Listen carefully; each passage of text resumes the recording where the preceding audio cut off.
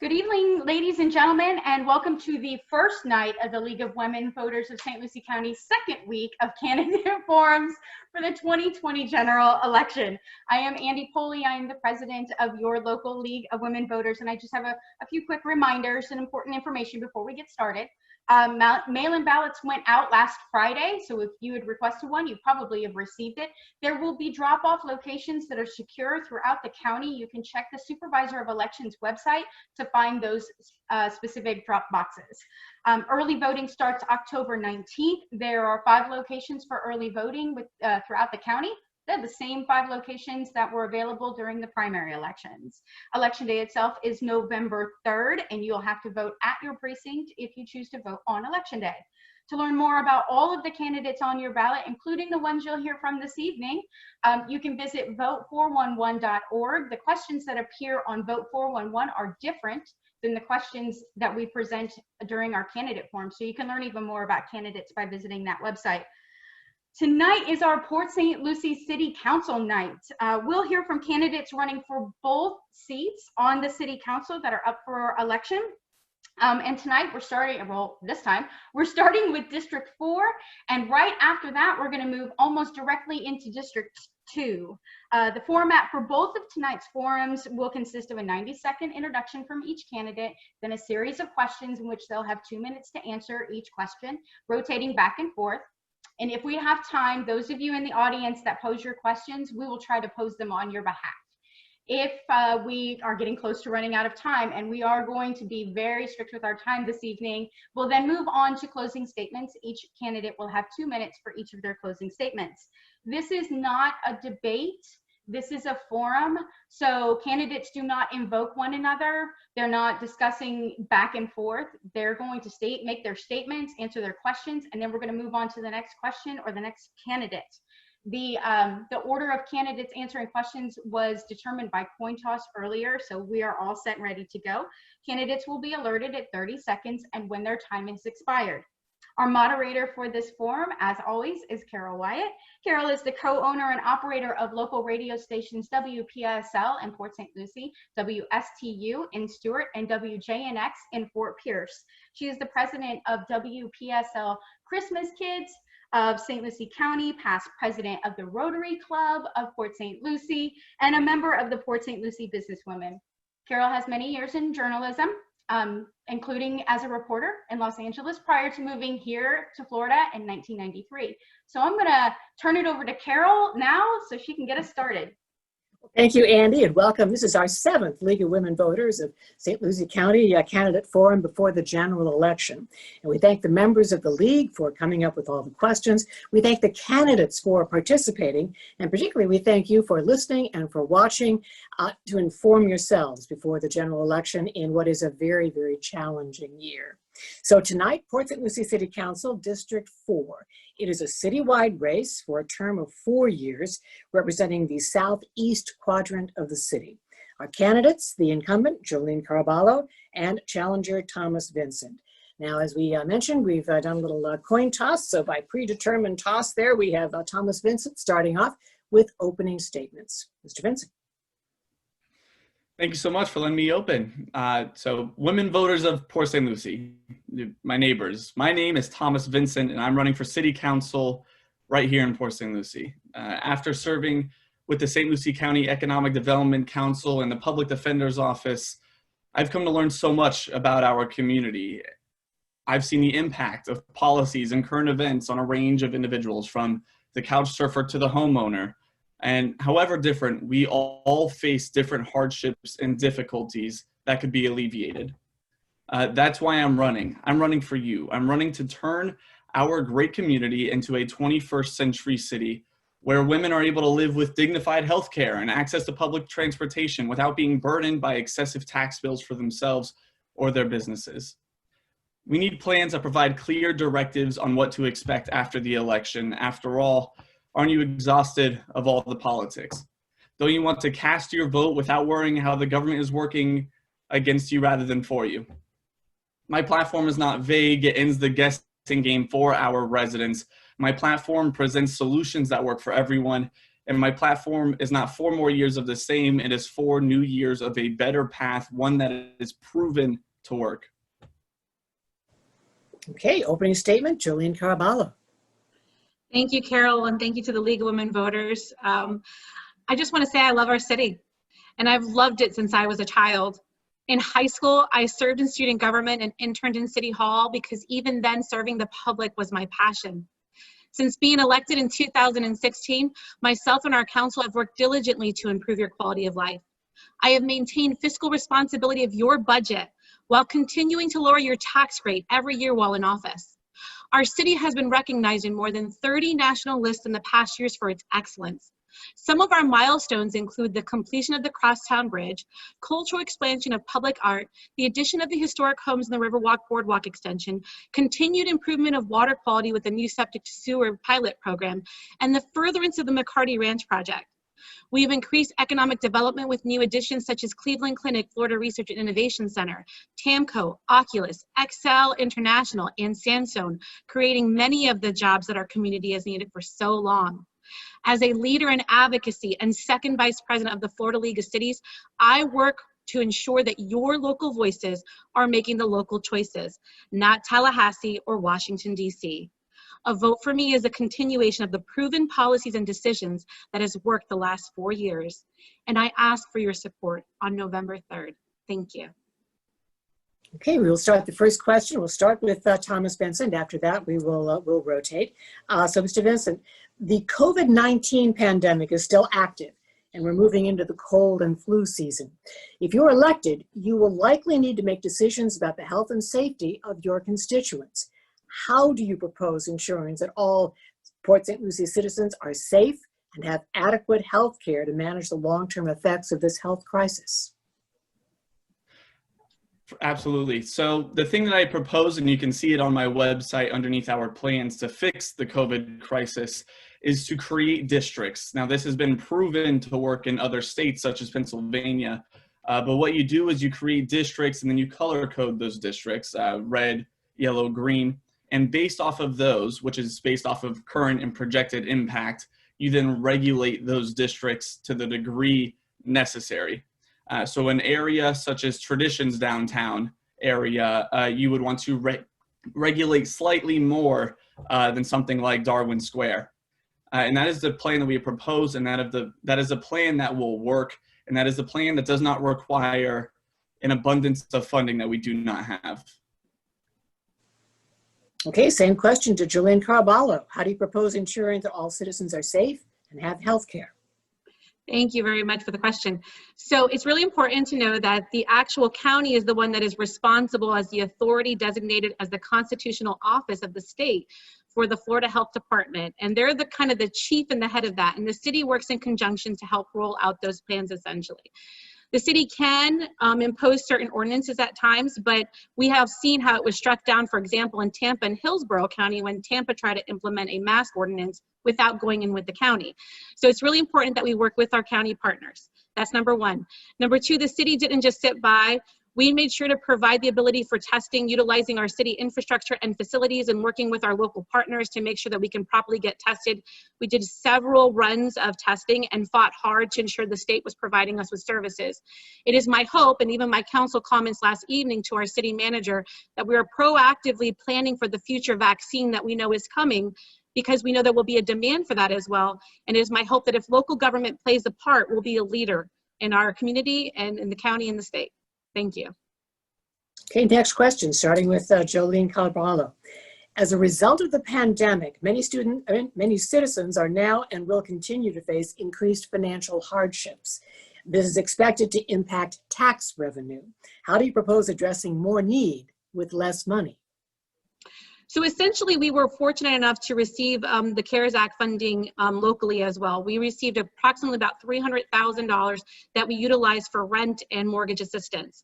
Then came in the larger funding source that the government provided. The first set was from the CDBG funds. The second set came from the Federal CARES Act. And the county was the one that was actually issued those dollars. And so what we did was we helped be able to provide that information to the public. So the city doesn't receive those dollars directly. My goal is to ensure that we're able to address other needs, such as business tax. Using the business tax reform, which I would love to see, be able to provide opportunities for businesses and different grants to help keep them going. But the CARES funding has been sufficient in our community. It has been a big help, and we're hoping that that people continue to take advantage of it and apply, because it is available. And if you notice, there's still avenues that you can apply. And if anybody has any questions, please contact the City of Port St Lucie. We'll make sure to get you set up with the right resources needed. Okay, same question to Thomas Vincent. How do you propose to address more need with less money? Yes, so what we need to do first, on top of the CARES Act grants that we've been receiving and that the people in our community have been receiving, is we need to make sure people are able to keep their jobs and able to pay taxes in the first place. That way the budget isn't hit as hard. And one way that I have proposed to do that is for us to rethink our unemployment system by helping out the companies and the workers that are losing revenue in their jobs because of it. So the way that this would work is, instead of a company cutting 20% of their workers, instead they just cut 20% of the wages of their workers, and the government can fulfill anywhere up to 60% of what those workers lost. It works in Germany, even on local levels, and it's something that if we fight hard enough, we can definitely do and succeed doing to keep our city alive during this pandemic and this troubling time. Okay, the next question to Thomas Vincent. Port St. Lucie is one of the safest cities in Florida. How will you work with police and communities to foster trust, keep crime low, continue safety, and develop a more cooperative relationship between officials and citizens? Absolutely. So our police department has actually been rated quite well. And at the end of the day, the only question is, what do we need? You know, Port St. Lucie is growing and growing, and one of the plans I have provided asks for more density in the Southern Grove area. That way we're able to reduce our property tax bills. And with more people in an area in general, just requires more police. So what you need is just to make sure that districts and neighborhoods are policed to the proper extent and not over-policed or under-policed. And that's how you efficiently maintain crime levels and keep the city safe. Okay, Julian Carballo, developing a more cooperative relationship between officials and citizens. I'm very proud of our police department. We have an Excelsior rating as a police department, and they do an incredible job. But they don't just do an incredible job keeping us safe, because we are the safest, largest city in the state of Florida, and we've held that title for a very long time. They also work with the community, and they are known to be partners with the community, from the Boys and Girls Club. They have the PAL organization, which is amazing, and they continually do great community outreach. Dealing with the current issues that we have seen in the recent times, we also have what's called FRI, or the Forum of Race Relations and Inclusion, where our chief of police actually sits, and as well as our mayor, he also sits on that board. And we continue to discuss and be open to the discussions of the community and the challenges that can be faced. And just recently, this was one of those conversations, as we've seen with the current state of affairs. And I'm proud to say that our police department leads from the front on these issues and not from behind. And we're going to continue to do all that we can, myself included, to support them in their endeavors. And proud to say that our police department, we've been able to address the need of the West, because we basically have funded and been able to fund the new 26 police officers required for the new District 5. And so we're not just waiting for the growth to happen. We're ensuring that once the growth does occur, we keep you safe, because we already have the individuals in place there to protect you and your safety. Thank you. Okay, next question, Julian Carvalho. The effects of climate change will affect everyone, but coastal cities will be impacted especially hard. What will you do to reduce Port St. Lucie's carbon footprint and protect its citizens from the effects of climate change? Well, I think it's a great question, and I think what's essentially important is that I actually, prior to getting on council, and I'll just give you a small impact of what the city does as a whole on government, is we actually hired a company called Honeywell from the outside that came in and actually re-looked at all of our systems, looked at all of our lighting, the lighting that we use throughout the city, and making sure that we were energy efficient to begin with. And I know that personally firsthand, when we look at our plans and we look at the environmental impact, especially the ones that the city is responsible and paying for and your tax dollars go to, we ensure that all of the products that we put out are as energy efficient as possible. The city is always looking at how we actually deal with energy and also our ability to impact climate change. Trees, for example, has been a big priority of the council. We want to make sure that the air quality is great, and we know that number one, heat and as well as air quality is improved when you have more trees. And so it has always been a big goal of the council to make sure that not only do we have trees for beauty, but we have trees that are also going to help impact the environment. And so we're always looking at ways on how we can fix that and be a better partner with our region and with our state and with the nation and improve the challenge of the climate change. Okay, Thomas Vincent, protecting Port St Lucie from the effects of climate change. Yes, climate change is itself something disastrous for our world, but especially places like Florida. We have one of the most fragile ecosystems in America, and that means we need bold and proven ideas that can save us in the short term and as well as the long term. One of those being green districts, something that has been provided by McKinsey, a very popular firm with helping out governments. And the way that the green districts work is that in areas such as the Southern Grove area, where, like I said earlier, I would love to increase density, when those buildings go there, those would be the most detrimental to our environment. So we need to green district those areas. And what that does is it makes the developers include things such as water submetering and greener building infrastructure and architecture. And on top of that, from that regulation standpoint, cities also, as we invest in wider sidewalks and proper public transportation infrastructure, people will be less on their cars.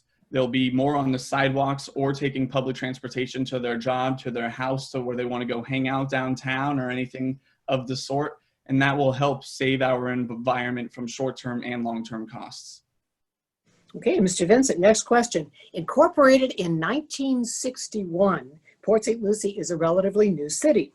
Emerging cities have a better opportunity to grow and develop with new technologies and better infrastructure. What cutting-edge building and planning practices do you feel should be used in Port St Lucie? Absolutely. So I feel as though what we need to do, instead of helping out more corporations themselves coming here, that money and property should then go instead to educating our workforce. And with that educated workforce, companies will then want to come to us, right? Companies such as Tesla would not come here if we did not have educated engineers here to satisfy what they need. Companies like Amazon would not come here. And these are corporations, but small businesses as well that are looking to expand locally won't be able to expand if we don't have the workforce. So that money needs to go towards educating our workforce and expanding the diversity of our labor pool. On top of that, in my Principles Over Paychecks plan, I've said that, and I pledged that 100% of my salary will go into a PSL business investment fund to help businesses sustain and grow and expand so that we can have more money flowing into our economy and so we can pick up those local workers once they're straight out of college. Okay, same question to Jolene Carvalho. The cutting edge building and planning practices you feel should be used in Port St Lucie? So we're lucky. We've got partners that are helping us with that. So it's really interesting. If you haven't heard of Mattamy Homes, they're getting ready to do some construction for homes. But part of their plan is also they're going to work with us for our tradition park plan as well as our Paseo plan, and which is Riverland Kennedy. And they're going to actually do some autonomous buses. And they're working with a company called Beep. And I'm very excited about it because that is the future of being able to get everyone from point A to point B. And at the same time, your council is currently working on a multimodal plan for the entire city. We're 121 square miles. We're going to be 500,000 in population. And what's really important to know is we're going to have to find ways to help people get around. And it can't just be by cars. And in fact, it cannot even be just by a bus. We're going to have to think of creative ways. We've talked about how we're going to get golf carts around potentially, or how we're going to have to get a bus around, or bicycles, or walking paths. And so it's going to incorporate a lot of different ideas, but mostly with technology. I'm really excited about the future and working with our developers to bring some of these ideas to life, and then work with our federal partners to see how we can incorporate that potentially with grants, and also with funding. And so it's as well as appropriations in the future, like the Village Green corridor that I'm currently working on as well in my district. Okay, for Jolene Carballo, Port St. Lucie's population has crossed the 200,000 mark, according to estimates by the U.S. Census. Do you support policies that restrict continued population growth? So it's not even an issue of do I accept or do I support or do I not. It's really important to know that the city of Port St. Lucie is mostly entitled, meaning that most of those properties were already designated to be what they are going to be today or what they're going to be in the future, which is residential properties or commercial properties like in the Southern Grove area. So with private property rights, it's a difficult process. You can't necessarily take away the rights of an owner to develop. So I'm not of the persuasion to go against what we've already promised that we're going to designate and what that developer's already promised to as well. That's a big issue. But yeah, I mean, we pretty much already are set up to what we're going to be in the future for the most part. There's very little land available that's not entitled. And what I can share too as well is the land that is left over, the land that can be redeveloped, Council continues to think of creative ways of how we could potentially impact with more greenways and more green space. Crosstown Parkway is a perfect example of that, and how you see all that greenway space and the ability to trail and travel and do that beautiful run or that walk or that bike ride and be integrated into a neighborhood. And so Becker Road was another corridor that we changed recently, but there has been discussions of a potential impact to that in the future. And so, yeah, I mean, there's potential for green space, but a lot of it's entitled. Same question to Thomas Vincent. Do you support policies that restrict growth?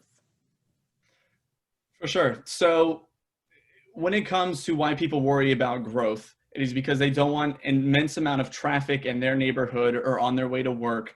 And they don't want huge buildings being built in their backyard. But let me tell you, though I have said that I want to increase density in the Southern Grove area, it will not be in your backyard. It'll be off to the side next to all the other commercial buildings over there, and they'll merge right in. They will have their own area. There will be grocery stores over there, things that keep them in that area and not invading your space and your neighborhood. And what that will do is that will allow the city to not be flooded with individuals, but still allow us to reduce the property tax bill. And as I've mentioned before in my places plan, I've talked about us building more state parks and building out more paths. And what that will do is that will limit the amount of buildings that can indeed be placed. And that is something that we can do. Absolutely. It will help out our environment even more. And it will allow everyone, including our elders, to walk around the city and not feel shocked by the amount of people that are walking around as well. Okay, next question to Thomas Vincent. Assuming that some growth is inevitable, how will you ensure that the environment is protected while new structures are built? Yeah, so as I mentioned earlier before, in my environmental sustainability plan is those green districts with the water submetering and the green architecture that goes along with them. And as well as I've mentioned the state parks earlier, there's a lot that we can do for our environment and need to do for our environment if we want our city to be sustainable in the long term. Now, I know that the city council seat is only for 4 years, but even though that is the case, we still need to be setting policies for the long term and not just the short term. The model that I have presented on average lowers energy consumption by 20 to 40%. 60 to 65% less freshwater consumption and wastewater production, 25% less solid waste going to the landfill. And with the public transportation plan, private vehicle travels will be knocked down 50 to 80% because it will be so easy and accessible that people will want to do it and they'll save money doing so. Okay, same question, Jolene Carballo, protecting the environment with growth.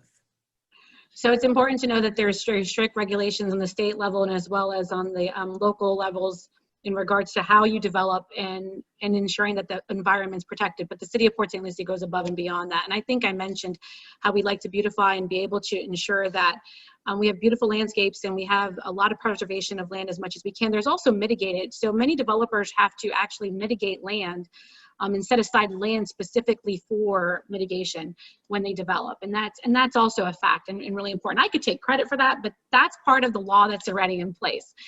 And so what else can we do? I think that it's going to take also collaborative effort to keep our environment clean and also educate our citizens. We have what's called the Neighborhood Nice program that we currently work with, as well as our Keep Port St Lucie Beautiful committee that helps to ensure that we make people aware of litter. We have great litter crews that are a part of our community, and you actually can see their signs as you travel throughout the city of the different areas.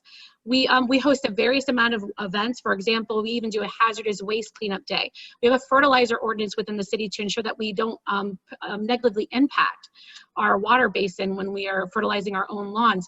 As we do roadway projects, we are recently looking at adding, it's a multi-million dollar baffle box in the Elkham Waterway Bridge to be able to ensure that we're catching all of the soot and all the dirt and all of the litter that can possibly be coming through the river to make sure that doesn't go back into our river. We have the McCarty Ranch project, which is a huge project that the city has worked on for a number of years in regards to not just cleaning over 21% of the North Fork, but it also is going to supply over a half a billion. So basically our 500,000 population will have water, and we won't have to deal with the water shortages that some of the other states and parts of the country are having. So we constantly think about the environment. We constantly think about development and its impact. There are great plans in place, and we're going to continue to move forward with the plans moving forward that we have. Okay, next question to Jillian Carballo. What do you feel city officials can do to make Port St. Lucie more appealing to businesses with high-paying jobs that are looking to expand or to relocate? So yeah, we're actually working with many of these companies in the area that I mentioned in the earlier statement of my opening. They're all above the average median income for St. Lucie County. We have an actual program that is specific to industrial and manufacturing and the type of jobs that we have tried to attract for so long, that encourages those individuals to come into our community, as well as our partnership recently with Cleveland Clinic. We're all excited to have Cleveland Clinic here. They also took the old defunct BGTI building that we're all aware of and made it the Cleveland Clinic of Innovation and Research, as well as the advancements that have happened in Torrey Pines. All of this stuff is great news to the city of Port St. Lucie. All these new companies coming in, as well as these future partnerships, are going to be what produces those high-wage jobs. And more importantly, the Southern Grove area was always going to be a potential offset to the Cleveland Clinic, well, the VGTI back then research. There is potential for also additional spinoff companies, entrepreneurship, home-based companies. It's a very exciting time to live in the city of Port St. Lucie. We're not the only ones that see it. That's why you continue to hear the individuals coming forward. Project Bullet is on its way. It's going to start with 380 jobs. And it's going to go up to 720 jobs potentially, all over the median income of St. Lucie County. That's what we're targeting. That's what we're working towards. And we're going to continue to fight for those jobs right here in your home. Okay, same question to Thomas Vincent. Appealing to businesses with high-paying jobs. Of course. So businesses, on top of being high wage, also people want highly dignified jobs as well. They want to love the work that they go to. And that requires businesses that come here and stick for the long term and that will survive. And especially with our growing economy and how fast it is moving around, companies are rising and falling all over the place. So it is important that we stick to companies that come here that we know will be able to survive for the long term. Something I mentioned earlier is companies want to go where the labor pool is. And that is why we need to educate our workforce even more, as I've mentioned. And on top of that, I also want to reduce the property tax bill. And those things specifically already want companies to come here. But on top of that, with my Rethinking Unemployment plan, companies will be able to know that in bad times, through the work sharing program, they won't have to cut their necessary workforce. They can keep their necessary workforce to make sure that they stay alive in times of recession, to make sure that our people keep their jobs for the long term, saving the business, the employees, and the government a ton of money. Okay, next question to Thomas Vincent. What do you think needs to be done to fulfill the promises made about the undeveloped land of City Center east of US 1? For sure. So they're actually in the process of negotiations in that area. But what I have proposed to make sure that the east side stays prosperous is under my places plan, assuming that everything over there is still sturdy by the time I get elected, I would love for us to then build a permanent art gallery, museum, and performing arts theater. We have the car garage sitting there, multiple stories high. It can handle the traffic, and we should give people something to then drive to that isn't just a few days out of the year, but is every single weekend and hopefully even weekdays out of the year as well. Okay, same question to Jolene Carballo.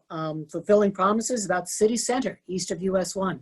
So Carol, I'm gonna be a little careful in answering this because this is the current discussion on the City Council, and I want to make sure that we abide by those rules. Okay, so I want to make sure we respect that.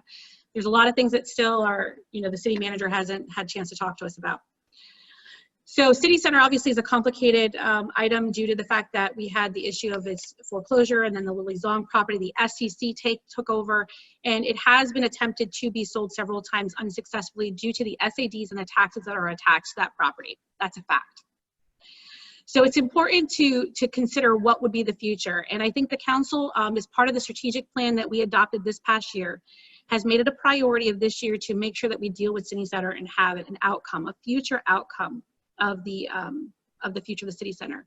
And what I am willing to say is that it is important that we look at those original plans, as you stated in this question, and take a hard look and make sure that we do whatever we can to try to fulfill those promises wherever in those promises we can.